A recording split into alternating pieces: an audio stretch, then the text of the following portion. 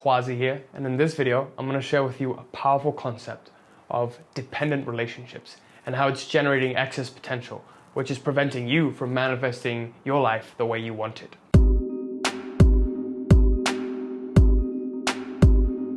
Before I begin this video, I wanted to announce that I'm doing a free giveaway of my book Life Mastery, and if you want to enter a competition for a chance to win this book, comment Life Mastery down below and you'll be enrolled. And at the end of the week, we're going to announce the winner to win a free ebook copy of my book, Life Mastery. And you can get it on Amazon for $12, or you can just comment Life Mastery down below and have a chance to win. Also, I'm excited to announce that I'm offering free consults right now for the Reality Mastery program. And if you're interested in that, make sure you stick around till the end of the video. So let's get started with this video. Let's talk about dependent relationships and what does that really mean? Well, in my life, I've found that I was either overvaluating something or undervaluing something. And overvaluation creates excess potential. Undervaluation creates excess potential. And what is excess potential, you ask? Well, I've actually made a video on this, so click up here to check that out, or up here. But basically, excess potential is what is known as a disturbance in the energy field of the universe. So if I raise my pen up here, I create gravitational potential because it's no longer on the ground. Once I drop it on the ground, it loses gravitational potential as soon as it hits the ground. So it no longer has gravitational potential then. So just like that, if you have too much importance on something or too little importance on something compared to importance on every other thing, then this creates an energetic difference. And this energetic difference creates an inhomogeneity in the field of the universe.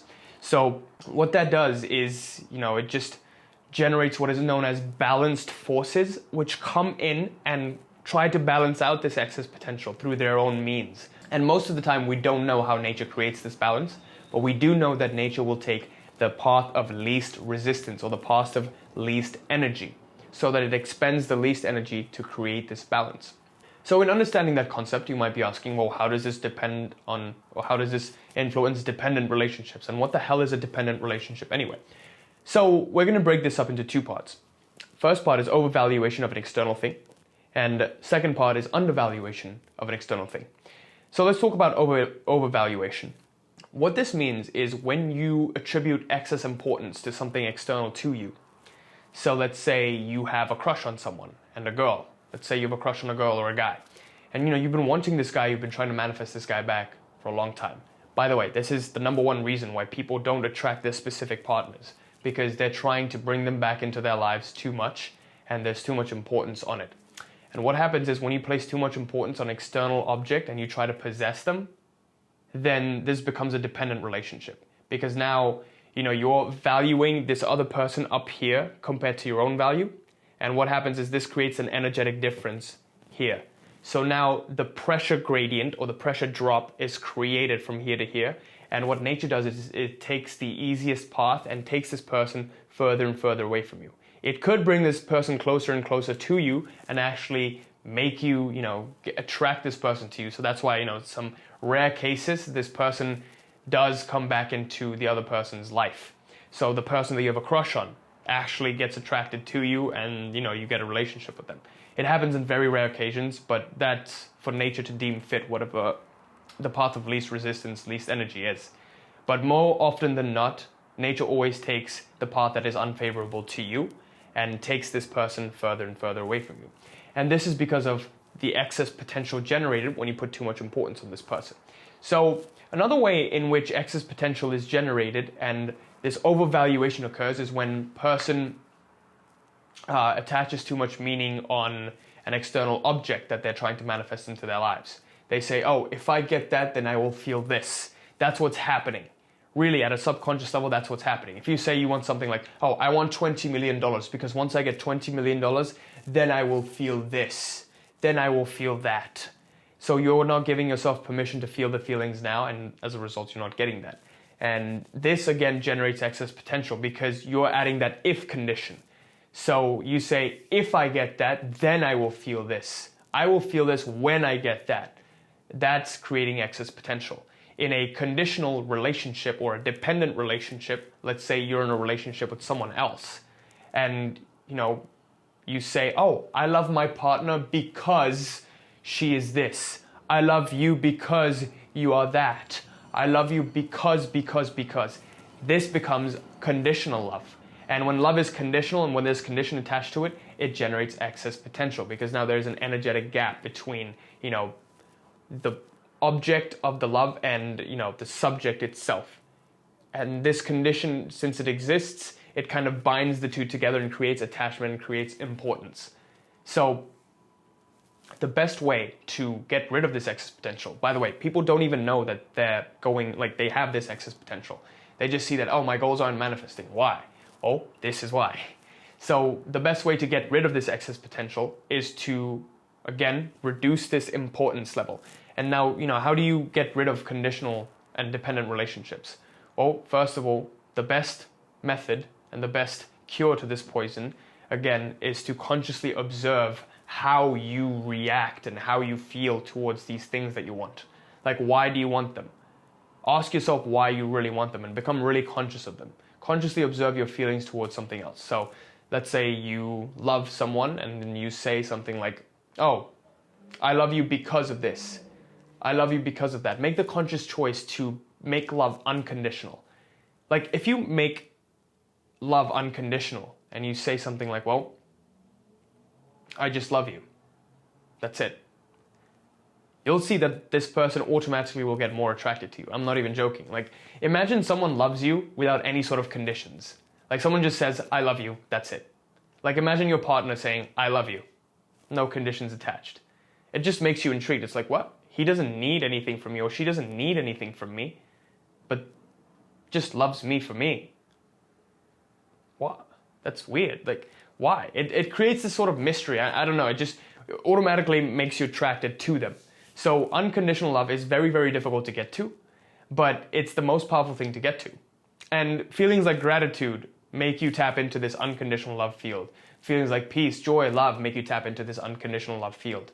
And the craziest thing is, once you get into unconditional love, it's really emotionless. Like, there is no sort of like that neediness or the possessiveness to unconditional love. It's just expansive. It's not like pulling and contractive. It's rather expansive and loving. And, most people won't like this because it doesn't feel satisfying. There's no satisfaction to unconditional love. It just feels full and complete. Like, you don't feel ecstatic in unconditional love. You just feel ecstatic in a different way. It's not like a drug-induced high that stays for a few moments and then it passes, but rather it's just sustaining. It's difficult to really articulate these feelings into a video, but I hope you can experience this for yourself after trying them out. So, the feelings of unconditional love are just expansive. Once you get into unconditional love for someone else, you will know that you have avoided dependent relationships. That's the only way to know. So it's just an energetic feeling within you. So, there's nothing wrong with trying to, having an admiration for someone, but then once you place importance on trying to become that person, and you're like, oh, I want to become that person, it's just futile, because now you're living someone else's script. Like, if you try to live someone else's script, then it just becomes a parody. Your life just becomes a parody, because everyone has their own script to play. You can take qualities and embody qualities of other people, then that's fantastic. But if you, do something like, oh, I'm going to be that person, I'm this now, I'm that now. You can take qualities and you try to embody them to your best because you want to achieve excellence for yourself. Now, notice the difference here, though. When you have overvaluation of external object, you could totally transmute that through first getting into unconditional love or just making it about you. There is nothing wrong with self-love, but when it's too much self-love, when it's like, oh, I'm awesome and everyone else is shitty, then that creates this pressure drop. Because now you're comparing yourself to everyone else, and now there's this pressure drop. So now you're overvaluing yourself. And we're going to talk about that in the undervaluation section. So you're undervaluing everyone else.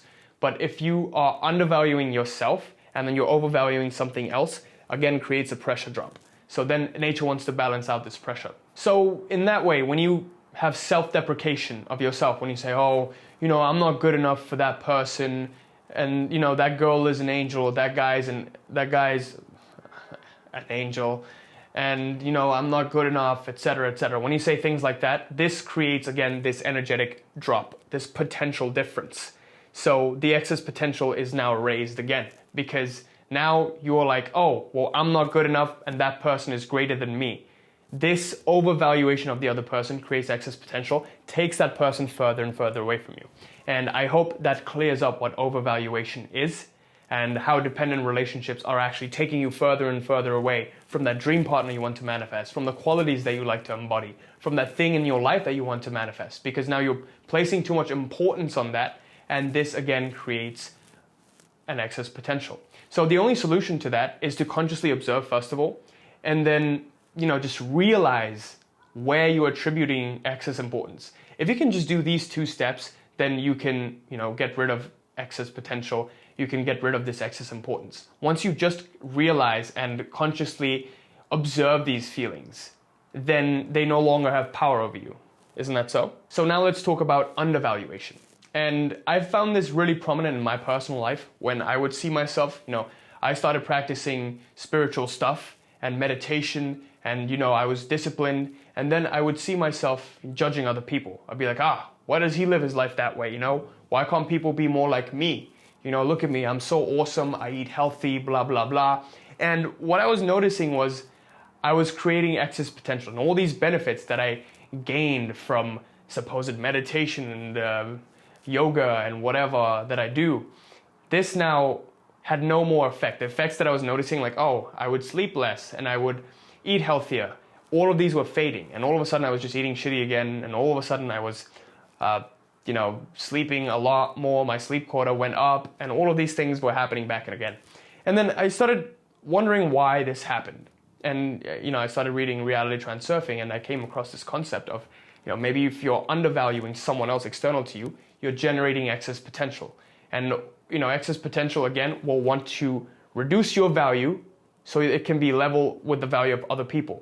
So in this way, nature balances out this excess potential.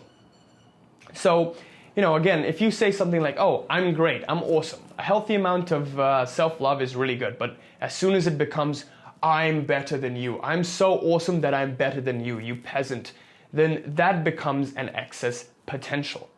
So now, nature has to balance out this excess potential by making the other person better or making you worse. So really think about it. When a wolf tears up sheep, does it really think that, that sheep, that goddamn sheep, it's worse than me, so I must eat it. Yes, I'm much better than them. No, it doesn't. It just does so on a survival instinct. But now human beings, we have this mind, and now we can compare ourselves to other people, and we generate excess potential and create our own problems.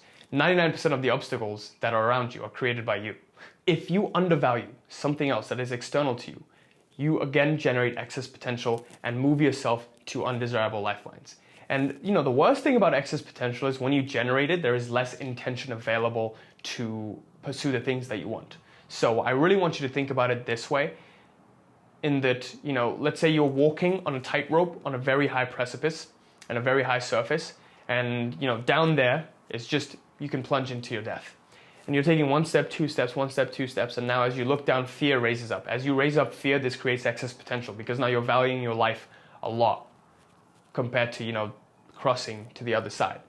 And when you do that, then the fear gets up, fear level gets up, excess potential gets up. Excess potential gets up, now you have less intention energy available to get to your goal, because now you have to overcome this excess potential with some of your intention energy. Does that make sense? So whenever you raise excess potential in overvaluing someone, undervaluing someone else, then you're raising, this excess potential, and now you're having less intention energy available to pursue the goals and the things that you want to do. The ideal scenario in the transurfing paradigm is where you don't have to undervalue anyone, overvalue anyone. You don't have to compare yourself with anyone.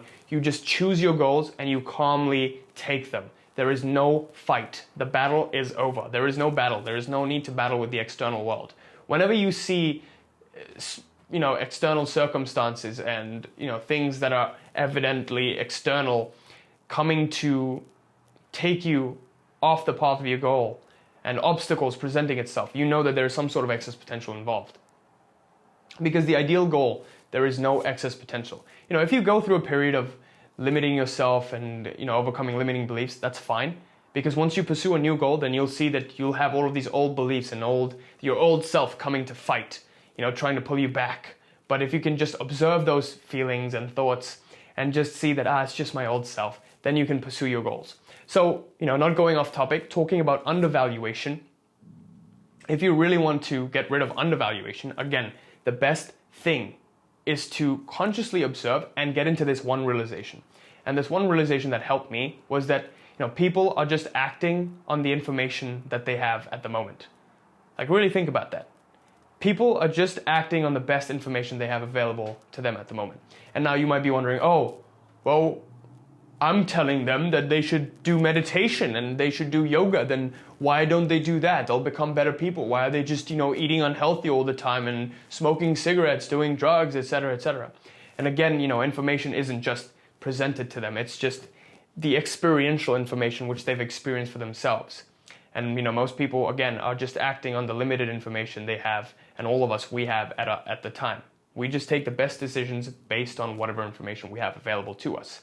Whether it be in a book form, whether it be your loved one telling you to quit smoking, but it's just something that within you, your experiential reality is just that you value and you attribute pleasure to smoking a cigarette than pain to smoking a cigarette. And we always go towards pleasure and away from pain. That's how the human psyche works.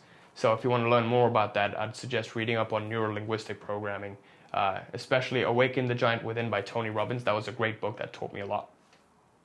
But again, to conclude this video, really, the two types of problems that you're encountering on your law of attraction journey, on your manifestation journey to your goals, and these are presenting obstacles in the form of excess potential, is first of all, overvaluing some external goal. And once you overvalue, you create excess potential because now there's an energetic difference. And second of all, undervaluing an external object or external thing or an external person, whatever it may be. And whenever you say something like, I am this and I'm better than you, or I'm this, I'm worse than you, then you're creating excess potential because that's a dependent relationship. When you say, I love you because, then it's a dependent relationship and it's conditional love. The only solution is to get into unconditional love where you say, I love you, that's it. If you just make the conscious decision to just say, I love you. Doesn't matter, I love you. That's what unconditional love is. And that's probably the most powerful paradigm to tap into for whatever it is that you want in your life. So with that, I hope this video helped and I hope this video made sense. If you have any questions, definitely comment down below. I'll be making one more video following up on this. That's really going to help, so definitely stay tuned for that. And again, I'm excited to announce that I'm growing a massive Facebook group. Click on the link below to join. It has around 1,200 members. It's a great community, and I would love for you to be a part of this community and experience all this great value that's being shared on there. Finally, I wanted to also announce that since it's May, the Reality Mastery Program is open for enrollment. And what the Reality Mastery Program is basically the most powerful paradigm of manifestation. And I found out that in my personal life, whenever I wanted something, I got it as a virtue of becoming. The ultimate law in nature is the law of becoming and the law of variation. Everything is in a constant state of unfoldment and being and becoming. Nothing will ever be its ultimate potential, but it's always in a constant state of becoming. And the real question becomes, who are you becoming? Because if you can just adhere to that principle, then you won't have to try out another law of attraction technique ever again. Like, I was trying out thousands and thousands of law of attraction techniques, and nothing really worked for me. I would get short-term results. One day I would get something like, I got a parking space, I manifested a parking space, or I manifested $500 this month, yay! But really, the most powerful changes that I've seen in my life, the transformative changes, was a result of who I became. When I became the 4.0 GPA student, I got a 4.0 GPA. When I became the successful entrepreneur, I started getting clients in my program. When I became the attractive person, I attracted girls and I attracted my dream girlfriend into my life. So that's why the being paradigm is the most powerful paradigm there is. And the Reality Mastery Program focuses on this. So if you're interested in transforming your life profoundly, I would definitely ask you to sign up for the free consult, which I'm offering for a limited time only. Click on the link below, down here, to schedule a 45-minute to an hour-long call with me. And in this call, we're going to diagnose your current law of attraction practices and how you can implement identity shifting so you can become that person and get the thing that you want in your life. and I sincerely hope I see you there. So thanks for watching. Until next time. Peace!